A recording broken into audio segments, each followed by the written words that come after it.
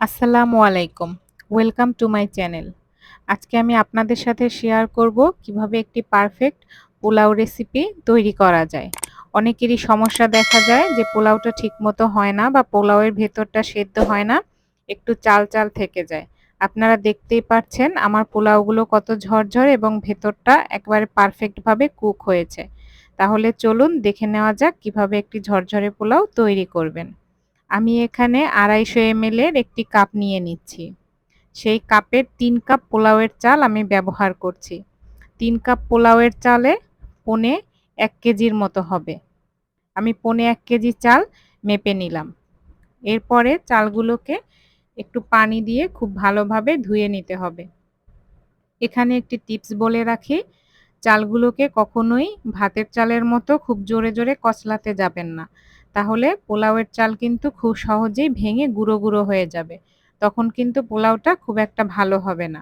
খুবই আলতো হাতে কয়েকবার পানি পাল্টে ধুয়ে নেবেন। ৩ থেকে ৪ বার। আমি এখানে পোলাওয়ের চালটা অফ স্ক্রিনে ৩ থেকে ৪ বার ধুয়ে নিয়েছি। পোলাওয়ের চালটা যখন এভাবে একটা স্বচ্ছ পানি বের হবে তখন বুঝতে পারবেন যে চালটা ভালোমতো পরিষ্কার হয়েছে। একটি ঝাঁঝরিতে করে পানি ছেঁকে আমি এভাবে রেখে দিয়েছি যে চালের মধ্যে যতটুকু পানি থাকে সেটা যেন ঝরে যায়। তো পানিটা ঝরাতে দিয়ে আমি চুলায় একটি ফ্রাই প্যান বসিয়ে দিলাম।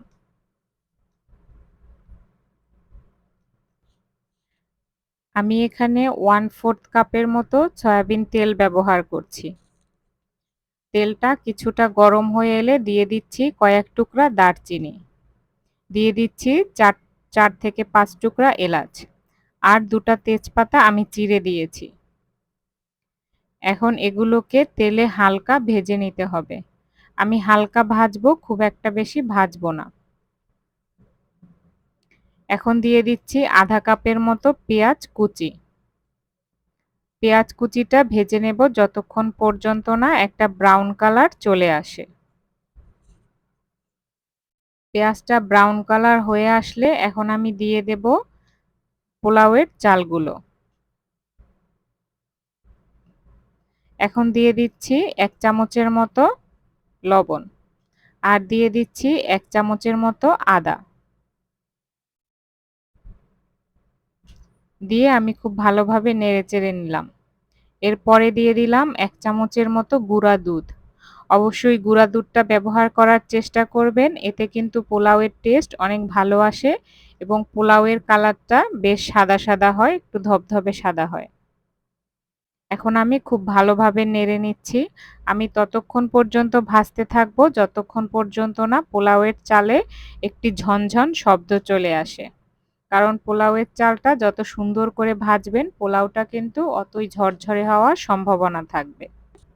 পোলাওয়ের চালগুলো ভাজতে, ভাজতে যখন দেখব যে একটু ঝনঝন করে শব্দ হচ্ছে, তখন আমি এতে পানি ব্যবহার করব। এখানে আমি ২৫০ ml এর কাপ নিয়েছিলাম, এই কাপেই কিন্তু আমি চাল মেপেছি।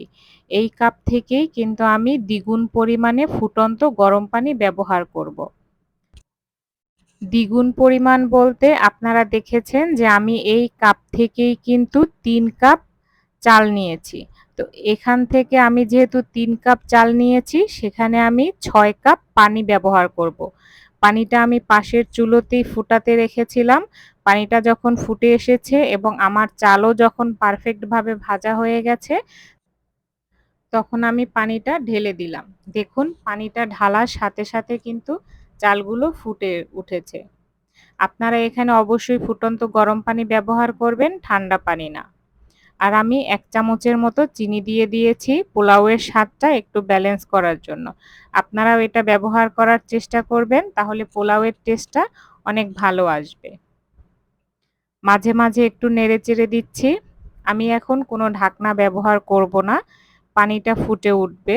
পানিটা দেখুন আস্তে, আস্তে কিন্তু আগের থেকে পানি অনেকটাই টেনে গেছে। আমি কিন্তু এখনো কোনো প্রকার কোনো ঢাকনা ব্যবহার করিনি। মাঝে, মাঝে একটু নেড়েচেড়ে উল্টে-পাল্টে দিতে হবে। যখন পানিটা একটু ঘন হয়ে আসবে, তখন আমি এতে দিয়ে দিচ্ছি আগে থেকে সিদ্ধ করে রাখা মটরশুঁটির ডাল।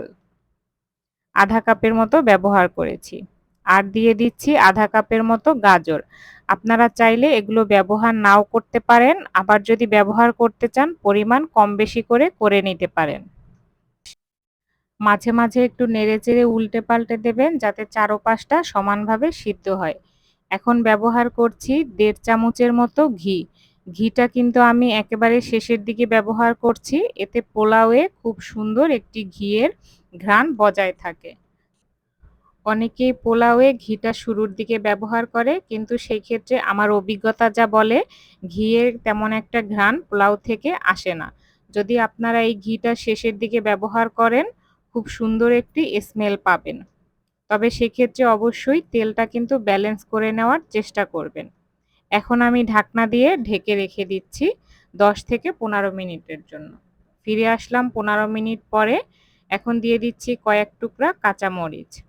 কাঁচামরিচটা আমি ঘ্রাণের জন্য ব্যবহার করেছি। আপনারা ঝালের জন্য ব্যবহার করতে চাইলে মাঝখান থেকে একটু চিড়ে দেবেন। এখন আমি পোলাওটা একটু চারপাশ থেকে নেড়েচেড়ে মরিচগুলোকে ভেতরে ঢুকিয়ে দিচ্ছি যাতে মরিচগুলো খুব ভালোভাবে সিদ্ধ হয়ে যায়। চারপাশ থেকে আমি একটু উল্টে পাল্টে দিচ্ছি এবং উল্টে পাল্টে সবগুলো পোলাওকে আমি একটু চেপে চেপে বসিয়ে দিচ্ছি যাতে পোলাওয়ের ভেতরটা কিছুটা কাঁচা থাকলেও সেগুলো সিদ্ধ হয়ে যায়। আমার রান্না অলরেডি কমপ্লিট, ঢাকনা দিয়ে ঢেকে দিলাম। কতক্ষণ পর ফিরে আসলাম, দেখুন আপনারা দেখতেই পারছেন কত ঝরঝরে একটি পোলাও রান্না হয়েছে।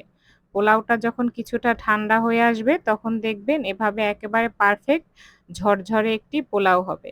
আপনারা অবশ্যই আমার এই রেসিপিটি হুবহু ফলো করার চেষ্টা করবেন।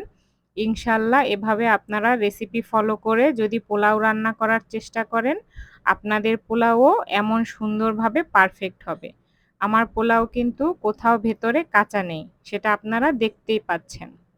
আশা করছি আপনাদের কাছে ভিডিওটি খুব ভালো লেগেছে এবং আমিও আপনাদেরকে খুব ভালো মতো বোঝাতে পেরেছি। যদি আমার এই ভিডিওটি ভালো লেগে থাকে তাহলে অবশ্যই আমার ভিডিওটি শেয়ার করবেন, একটি লাইক করবেন এবং কমেন্ট করে অবশ্যই জানাবেন কেমন লাগলো আমার এই রেসিপিটি। আর অবশ্যই একটি শেয়ার দিয়ে দিবেন, শেয়ার দিতে ভুলবেন না। আশা করছি আপনারা যদি এই রেসিপি হুবহু ফলো করেন আপনারাও সাকসেস হবেন ইনশাল্লাহ। তাহলে দেখা হচ্ছে নেক্সট কোনো ভিডিওতে।